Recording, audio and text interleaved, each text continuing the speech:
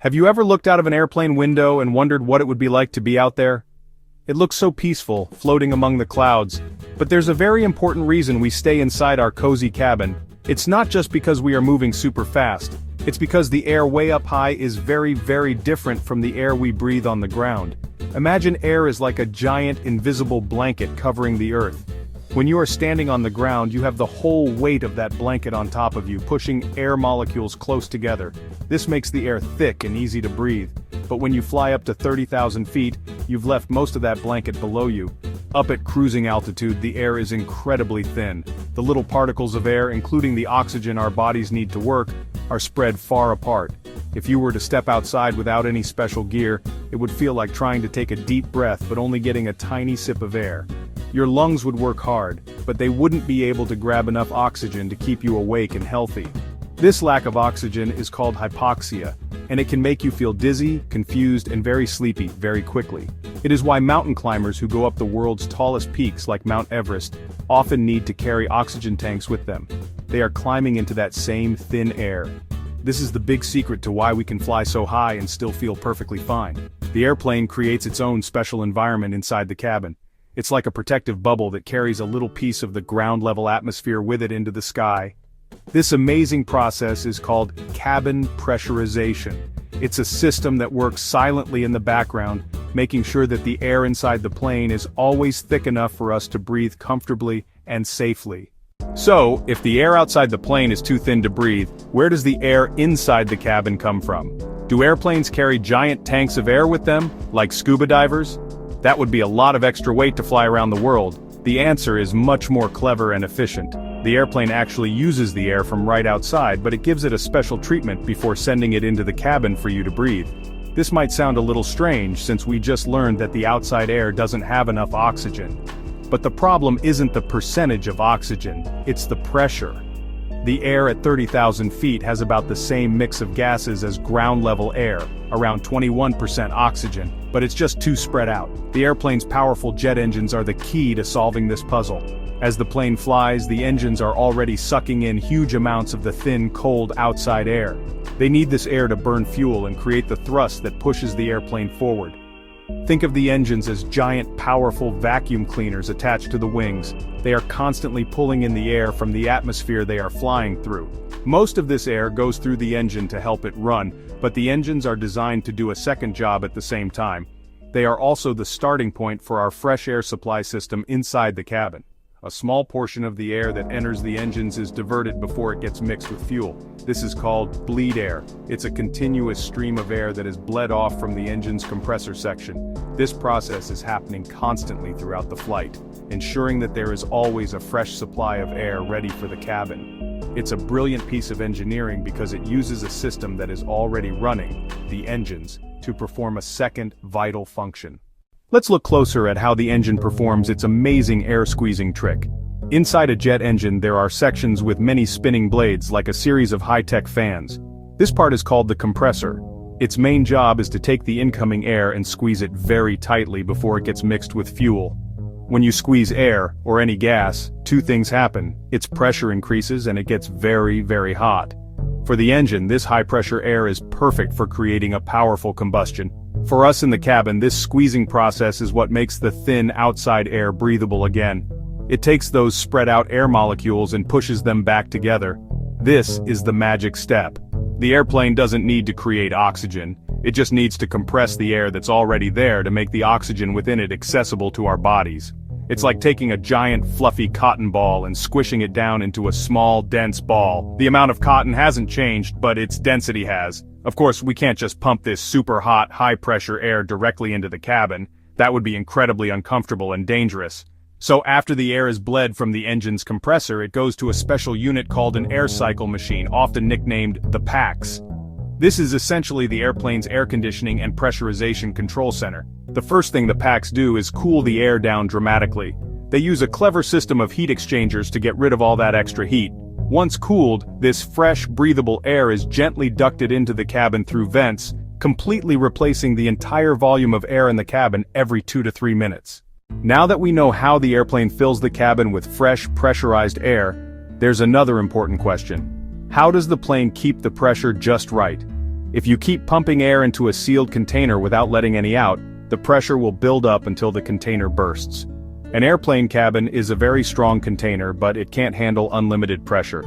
To solve this, airplanes have a special part called an outflow valve. This valve is usually a small door or flap located near the back of the aircraft. Its only job is to open just a tiny bit to let old air out of the cabin. A computer system constantly measures the pressure inside the cabin. It knows exactly what the target pressure should be for a safe and comfortable flight. If the pressure inside gets a little too high, the computer tells the outflow valve to open a bit more, letting more air escape. If the pressure starts to drop too low, the computer signals the valve to close a little, holding more air inside. It's a continuous and very precise balancing act. Fresh, compressed air is always flowing in from the engines, and stale air is always flowing out through the valve. Think of it like trying to keep a balloon inflated to the perfect size. You have a pump constantly adding a little bit of air, which is the bleed air system, and you have your fingers pinching the neck of the balloon, letting a tiny bit of air leak out, which is like the outflow valve. By adjusting how tightly you pinch the neck, you can keep the balloon at a steady, consistent size without it popping or deflating. The airplane's pressurization system does exactly this, but with incredible precision, making thousands of tiny adjustments throughout the flight to keep the cabin pressure smooth and stable, even as the plane climbs, cruises, and descends. When you're flying at 30,000 feet, the airplane doesn't try to recreate the exact air pressure you'd find at sea level.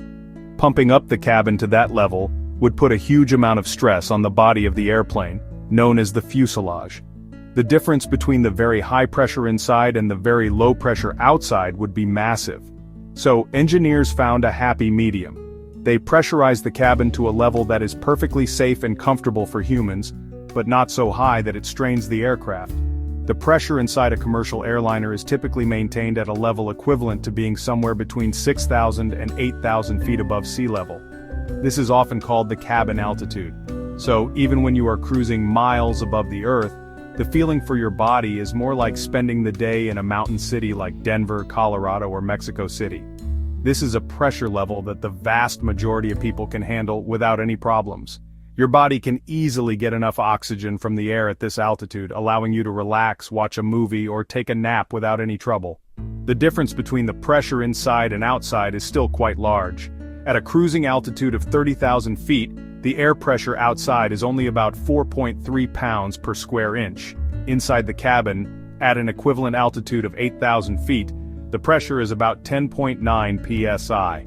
This means there's a constant pressure of nearly 7 pounds pushing against every single square inch of the airplane's skin from the inside out. That's why airplane windows are so small and thick and why the fuselage is built in a strong cylindrical shape. It's the best shape for handling that constant outward force evenly. This concept of cabin altitude is why your ears might pop during ascent or descent. As the cabin altitude changes from ground level up to that 6,000 to 8,000 foot range, the air trapped in your middle ear needs to equalize with the new cabin pressure. While the pressurization system is incredibly reliable, with multiple backups, airplane designers have planned for every possibility. They have included a very important safety system just in case something goes wrong and the cabin pressure is lost. You've probably seen it demonstrated by the flight attendants before every flight. If there's a sudden drop in cabin pressure, a panel above your head will open automatically, and yellow oxygen masks will drop down in front of you. This is a sign that the cabin altitude has risen above a safe level, usually around 14,000 feet. These masks are not just for show, they are a crucial lifeline. They provide a direct supply of oxygen to help you breathe normally until the pilots can bring the airplane down to a lower altitude where the outside air is thick enough to breathe again. This is why the safety briefing always tells you to put your own mask on first, before helping others.